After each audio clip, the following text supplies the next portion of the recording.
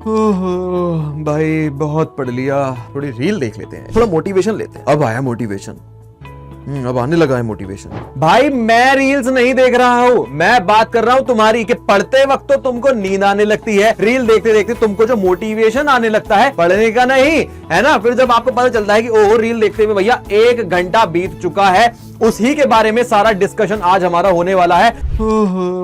भाई बहुत पढ़ लिया, नींद आ रही है, अब मैं थोड़ा फोन चला लेता हूं, उसके बाद पढ़ूंगा। थोड़ी रील देख लेते हैं यार। ओहो बहुत बढ़िया, थोड़ा मोटिवेशन लेते हैं। हाँ अरे वाह, अब आया मोटिवेशन, अब आने लगा है मोटिवेशन। बढ़िया, एक थोड़ा सा और।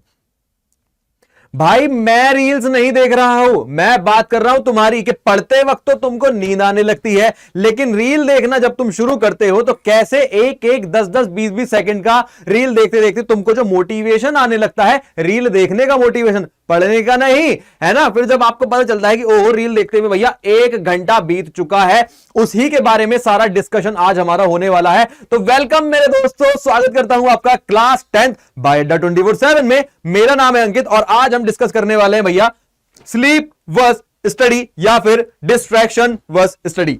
देखो क्या होता है, पढ़ते वक्त हमको आने लगती है नींद और उस नींद से बचने के लिए हम देख लेते हैं रील, और उस रील से बचने के लिए हम क्या करते हैं भैया, हम पढ़ाई छोड़ देते हैं। और भाई आज उसी के बारे में बात होने वाली है, आगे चलो समझो इस चीज को। The rules of deep work. बेटा ये डीप वर्क एक बुक है जिसको मैं भी अब तक 3 से 4 बार पढ़ चुका हूं, बड़ी कमाल की बुक है। इस बुक के अंदर हमारे कार्ल न्यूपोर्ट लिखते हैं, जैसे कि आप अगर मान लो आपने कुछ लोगों के नाम हमेशा सुने होंगे, मार्क जुकरबर्ग और हमारे एलन मस्क, हमारे जैसे हमारे अड्डा 24/7 के हमारे फाउंडर हैं मिस्टर अनिल सर, और हमारे फिजिक्स वल्ला के फाउंडर जैसे कि हमारे अलक पांडे सर। ये सब इन सब ने करा क्या बेटा, इस मुकाम तक पहुंचने के लिए इन्होंने करा डीप वर्क। वही डीप वर्क कार्ल न्यूपोर्ट वही मेथड अपनी बुक में लिखते हैं। पहला रूल ये बताते हैं, ये कहते हैं कि भैया आपको build rituals and routines to protect your focus.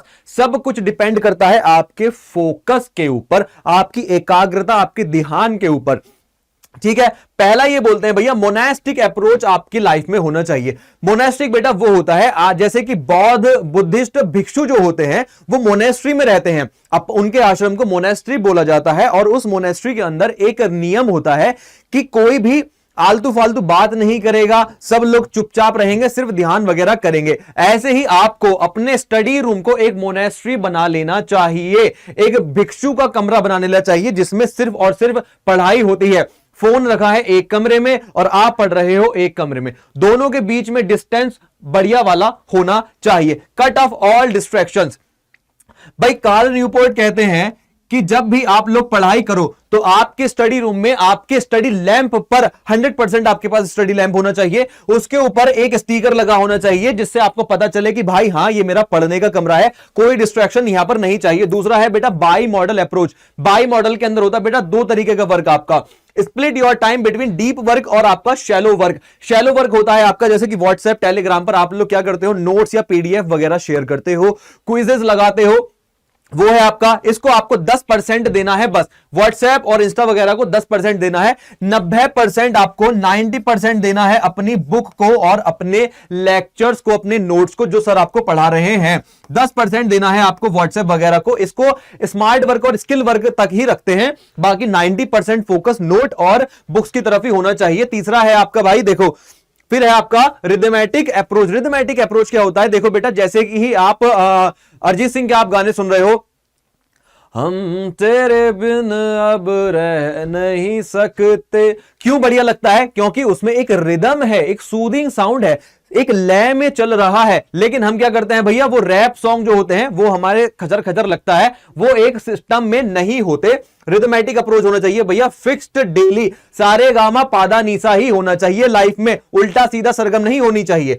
Fixed daily deep work schedule आपको ये सेट करना है। जर्नलिस्टिक अप्रोच होना चाहिए। जर्नलिस्टिक अप्रोच भैया सीधा सा, आप कोई इंडिया का अपना रिपोर्टर समझ लो, कोई भी रिपोर्टर है, मानो वो रिपोर्टर आप हो, आपको मिल गया भैया नेपोलियन बोनापार्ट, आपने उसके मुंह में माइक घुसेड़ा और उससे पूछा भैया बताओ 1804 में क्या क्या हुआ था, आपको इधर मिल गया भैया गांधी जी, आपने गांधी जी को प्रणाम करा, पूछा गांधी जी ये बता दो कि नॉन कॉर्पोरेशन मूवमेंट आपने क्यों छेड़ा था, आपको मिल गया साइमन कमीशन, आपने साइमन से पूछ लिया। वही जर्नलिज्म अप्रोच होती है कि जहां भी आपको अपना मनपसंद या अपना जरूरत का कंटेंट मिल रहा है उसको निचोड़ लो भैया, उससे बात कर लो और उसके साथ कम्युनिकेट करके अपना सब्जेक्ट क्लियर करो, अपना टॉपिक क्लियर करो। यह होती है जर्नलिस्टिक अप्रोच। जैसे कि आपने गरीब देखे तो आप यहां पर पता कर सकते हो कि इकोनॉमी में ये लोग गरीब क्यों हैं, इनके पास कौन सी सुविधा नहीं है। फिर आपका जेसीबी का आप फोटो देख रहे हो तो बेटा ये जेसीबी आपसे क्या कहती है, जेसीबी भी ये दिखाती है कि हां भाई सही बात है कि मतलब यहां पर कौन से मिनरल हैं, क्या चीजें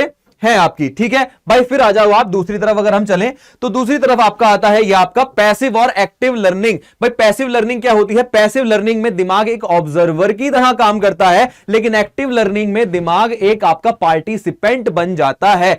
हमारे कार्ल न्यूपोर्ट क्या कहते हैं, या उससे पहले भी जो हमारे फिलोसोफर्स या थिंकर्स हुए उन्होंने कहा भैया 10% of your what you read, 10% आपको याद वही रहता है जो आप पढ़ते हो, 20% आपको वो याद रहता है जो आप सुनते हो, जैसे गाने हुए हमारे करण औजला भाई साहब के, 30% आपको वो याद रहता है जो आप देखते हो, फिर आपको 50% वो याद रहता है जो आप सुनते भी हो और देखते भी हो। क्लियर है ये चीज। 70% आपको वो याद रहता है जो आप लिखते हो और बोलते हो। इसीलिए क्वेश्चन को लिखते लिखते बोलना चाहिए या उसको रिपीट करना चाहिए। 90% आपको वो याद रहता है जो आप काम करते हो, जो रिपीटिशन में करते हो। जैसे सुबह 4 बजे 5 बजे उठकर आपने लगातार पढ़ना शुरू करा और 5-7 दिन तक उसकी आदत बनाई तो आपकी हैबिट ये हो जाएगी, आपका रिचुअल, आपका रोटेशन बन जाएगा। वही जैसे हम क्रिकेट में देखें तो क्रिकेट में हमारे पास 2 तरीके की ऑडियंस होती है, एक तो बेटा खेल रहे होते हैं और एक ऑडियंस जो होती है देख रहे होते हैं। जो खेल रहे होते हैं वो होता है एक्टिव लर्नर और जो ऑडियंस देख रही होती है वो होती है पैसिव लर्नर। बस यही है। और आपको इसमें करना क्या है, आपको एक्टिव लर्नर बनना है। तो ये थी बेटा आपका पूरी class active learning, passive learning और स्लीप वर्स स्टडी की। क्लास बहुत जबरदस्त हुई है ये, आपको इसमें से अपने काम की चीज निकालनी है, एक्टिव लर्नर बनना है। तो मिलते हैं अगली किसी क्लास में, अगले किसी लाइव वीडियो में, किसी अगले लाइव सेशन में। तब तक के लिए अपना ख्याल रखिए, अपनों का ख्याल रखिए। जय हिंद, जय भारत।